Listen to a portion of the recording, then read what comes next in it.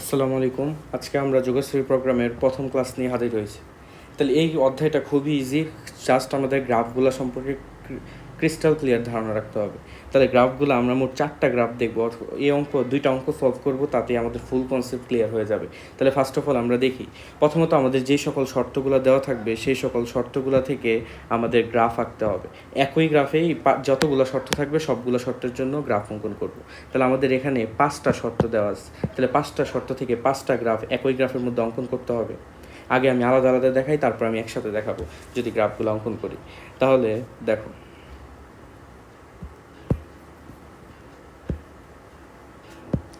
তাহলে প্রথমত হচ্ছে আমরা গ্রাফ অঙ্কন করি x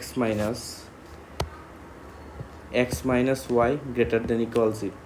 তাহলে এর আগে আমি একটু কনসেপ্টটা একটু ক্লিয়ার করে নিই যে আমাদের যদি এরকম থাকে y greater than equal mx, তাহলে গ্রাফটা হবে y ইকুয়াল mx। আমরা জানি মূলবিন্দুগামী সরলরেখা। যদি থাকে গ্রেটার দেন, তাহলে সেটা হবে হচ্ছে উপরের দিক।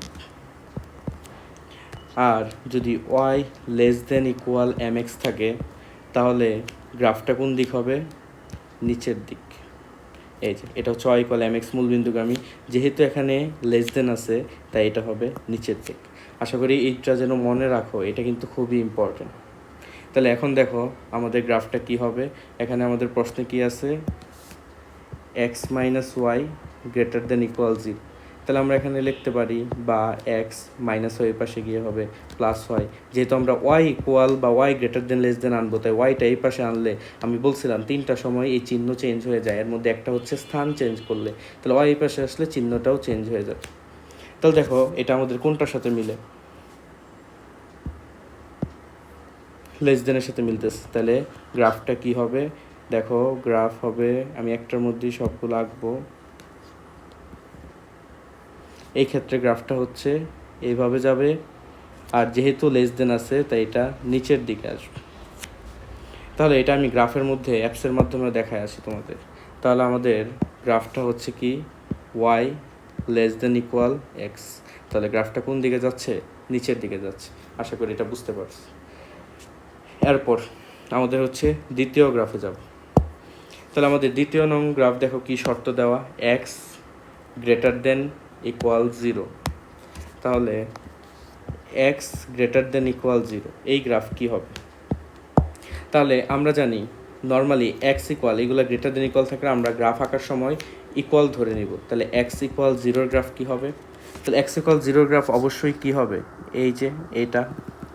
এখন দেখো যেহেতু গ্রেটার দেন আছে, তাহলে এই দিকটা কোন দিক হবে? এই দিক, পজিটিভের দিক। 0 এর চেয়ে বড় ডান দিকে হবে। যদি লেস দেন থাকতো তার বিপরীত দিক হইতো। তাহলে এতটুকু হইলো। তাহলে এটাও দেখো আমরা দেখে আসি। এখানে এক্স গ্রেটার দেন ইকুয়াল 0। দেখো আমি যেটা আঁকছি সেটাই সবুজ কালার দিয়ে চিহ্নিত আছে। তারপর তৃতীয় শর্ত আমাদের দেওয়া আছে x less than equal 20। X less than equal 20, এটাও আগে আমরা এক্স ইকুয়াল 20 ধরে গ্রাফ অঙ্কন করবো। তাহলে অবশ্যই এক্স ইকুয়াল 20 পজিটিভ 20, তাহলে এদিকেই হবে।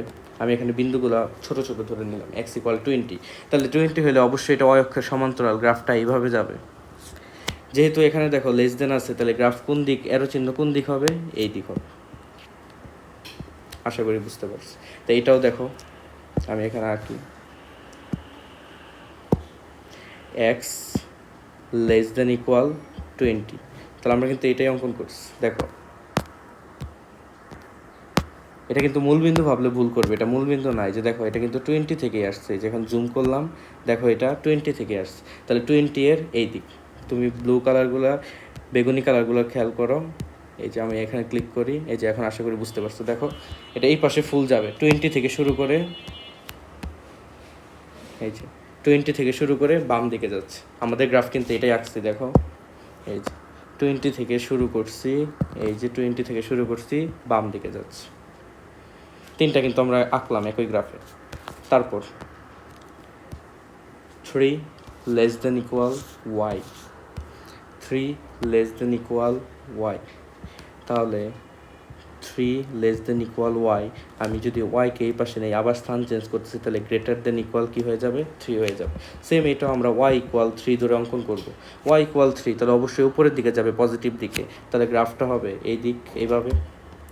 যেহেতু এখানে কি আছে ইকুয়াল গ্রেটার দেন, তাহলে অবশ্যই গ্রেটার দেন উপরের দিকে না নিচের দিকে, অবশ্যই উপরের দিকে যাবে।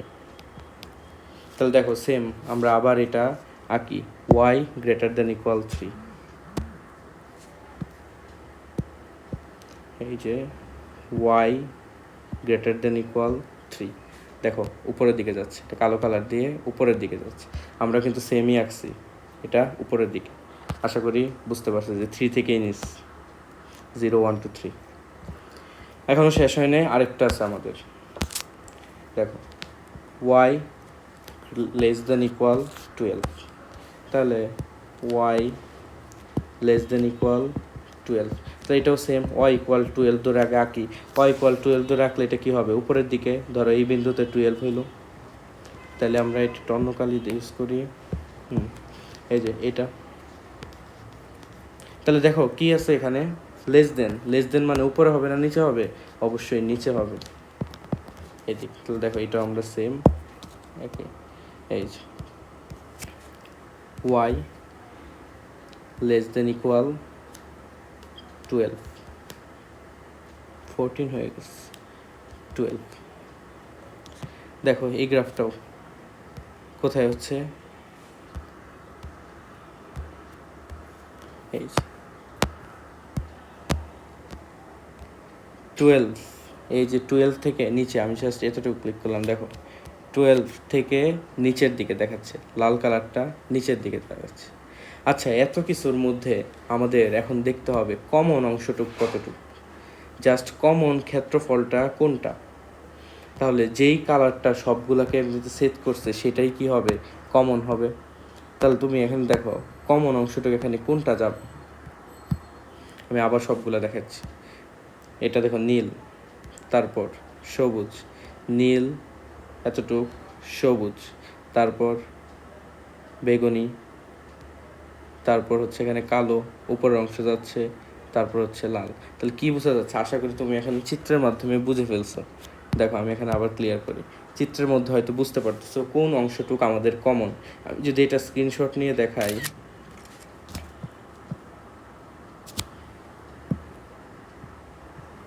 দেখো তাহলে কোন অংশটুকু আমাদের এখানে কমন।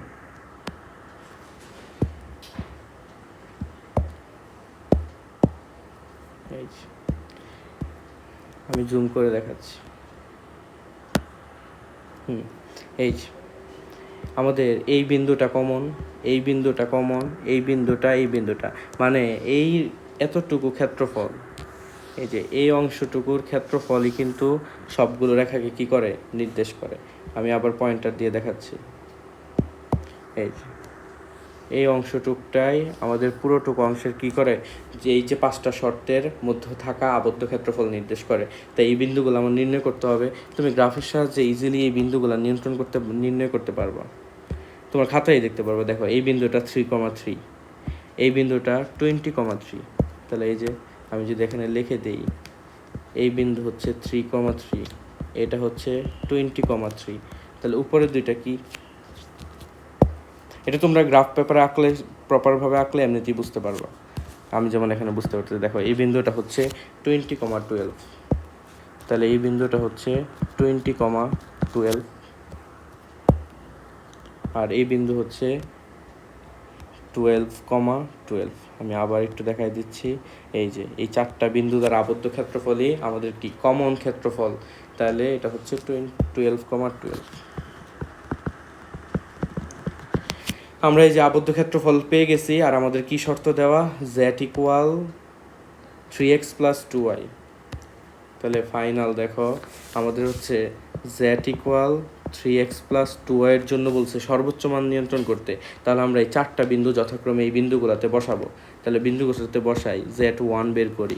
বলো z1 যদি আমরা এটাকে চিন্তা করি 3,3, তাহলে কত আসে, 3 × 9 আর 3 × 6, তাহলে কত আসে 15।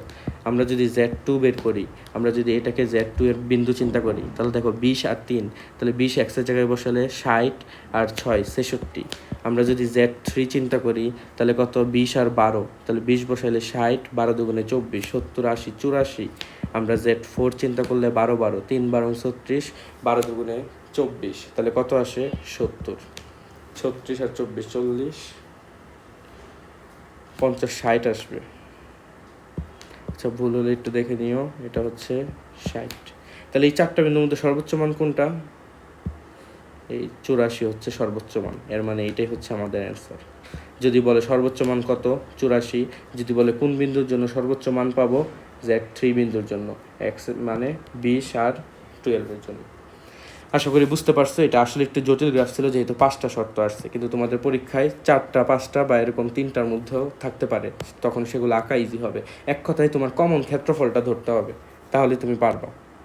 ঠিক আছে, আজকে এতটুকুই।